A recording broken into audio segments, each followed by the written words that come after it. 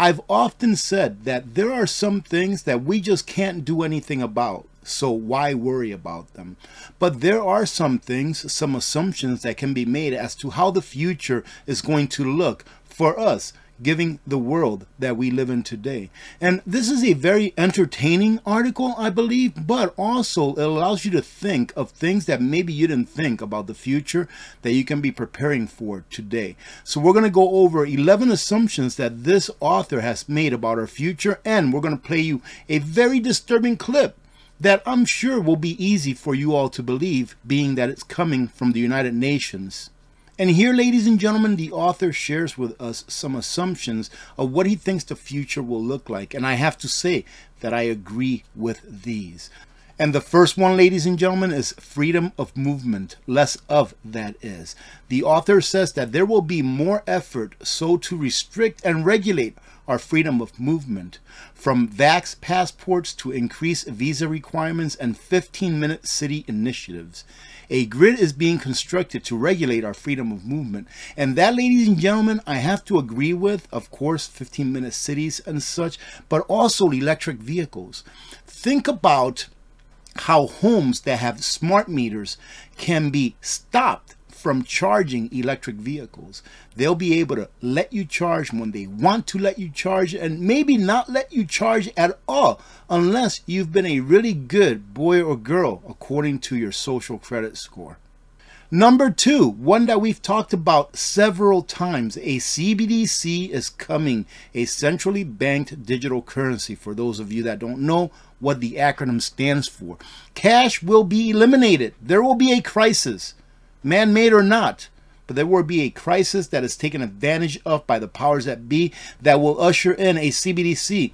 And the ironic thing, ladies and gentlemen, this is my opinion, is that we the people, the majority of the people, not me per se or you per se, a democracy is such a great form of government because it allows the 51% to tell the other 49% how to live their lives.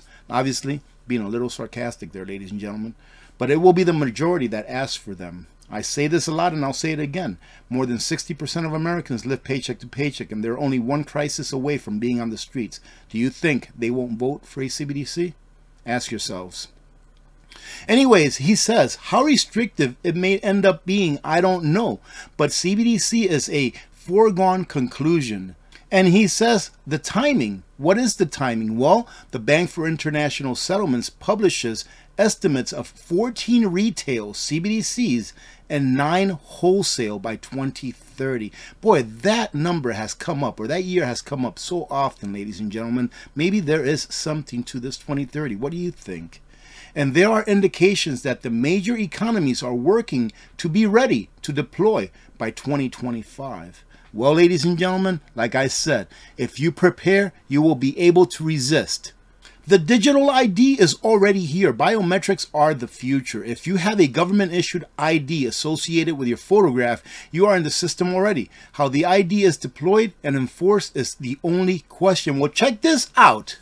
All right, so we're going through Houston Airport, doing all biometrics now. Check it out. Welcome to 1984.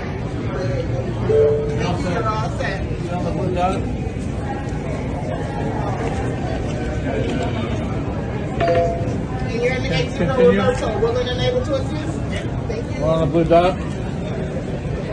Folks, have your passports out this time. Passports out, please. Going up. Thank you, Nicholas. You're all set. Thank you. All right, so you saw it. No passport, no boarding pass. Tell me what you think about that in the comments. Is that convenience or beginning of the end? Let me know. I don't think that we're going to have a GFC 2.0, ladies and gentlemen, but the second part, a greater depression. And he says here that timing is hard, and it is hard. But if you look around at the nation right now and see what's going on as far as jobs, as far as pay, as far as inflation, I believe that we've already entered into a depression, and it's only a matter of time before it is in front of our face enough that we cannot deny it. He says timing is hard, but can any person imagine how the outcome can be avoided altogether?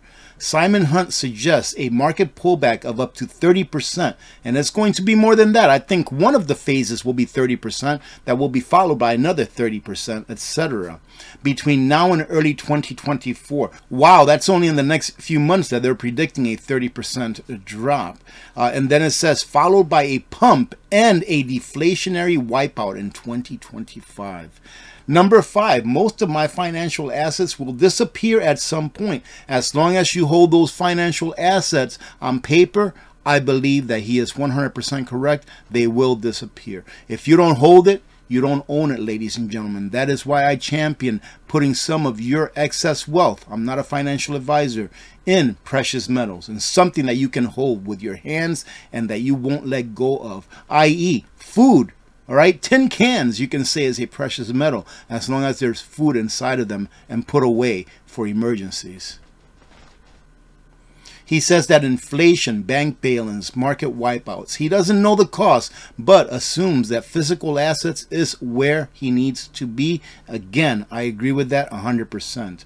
Number 6 will be increasing crime and disorder, and that's already started. And we can see that it is increasing over time.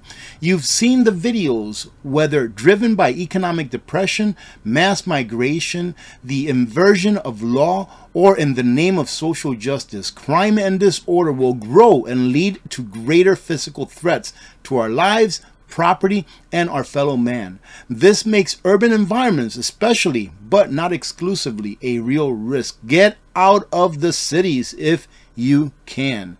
I'm sure that if you live in a populated city right now, ladies and gentlemen, you're witnessing what this gentleman just spoke about, crime. It is going to get worse everywhere.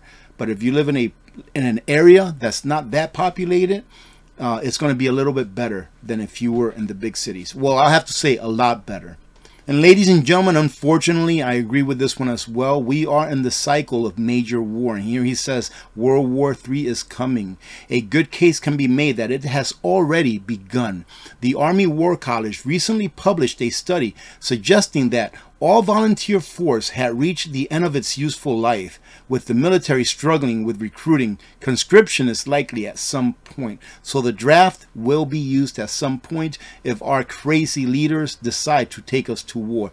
It would be awesome if the people would stand up and say no. Censorship and digital control will enter a new phase. Deplatforming, debanking, shadow banning, and social media account suspensions will increase. I have to agree with that 100%. Centralized digital services of all kinds should be considered suspect and very likely dangerous to use in the future. And here is a tweet or an X from a Mr. or Dr. Simon Godek. The UN, once a beacon of hope and peace, has devolved into a totalitarian entity and thus needs to be dismantled. Man, I have to agree. What has the UN done, ladies and gentlemen, that has brought humanity any good in the last 50 years or so? But listen to this. This is what our overlords, and when I say overlords, this is what I'm talking about. This is what our overlords want to do. Digital platforms are being misused to subvert science and spread disinformation and hate to billions of people. This clear and present global threat demands clear and coordinated global action. Our policy brief on information integrity on digital platforms puts forward a framework for a concerned international response. What did he just say there? He says that the UN, an unelected, non-governmental organization, is putting out a plan as to how countries should follow its lead and in how they should shut up the voices of dissent. That's what he said, ladies and gentlemen. So if he doesn't like, or someone in his chain doesn't like what you have to say, it's for the good of humanity that they shut you up. And of course, number 10, ladies and gentlemen, I can't disagree with either. The U.S. election, and I've stated this before, that it doesn't matter what side wins. There is going to be like a flashbang go off once the winner is declared. And that is something that we need to prepare for as well. Whatever happens, the outcome is not going to be satisfactory for at least half of the country. I'll leave the last one for you to read for yourselves, ladies and gentlemen, but I do have to agree that there is a war happening today, and that the war is on us. And it's not just the one or two things that he discusses on this short paragraph, but it's everything from our financial system to the food, right, to the weather, to the laws that are passed, so that some may get wealthier while most get poorer. You understand that every time that they pass a bill on how they're going to spend money, they are literally choosing who wins and who loses. And just take a look at the middle class of these United States of America, and you'll find out that we are the ones, ladies and gentlemen, that are losing, and that the wealthy are getting wealthier. Why? Because they don't want that wealth in the hands of the biggest part of the population of a nation, being we, the middle class. Once we realize that together we have the power, we'll be better off. Unfortunately, as I stated previously, I believe that we're going to have a little bit more pain before we actually realize that as a collective. Having said that, I hope that you got something out of this, at least, if anything, a little bit of entertainment. Have a great day, ladies and gentlemen. God bless every one of you. God bless America. I'm Alaska Prepper. I'm out.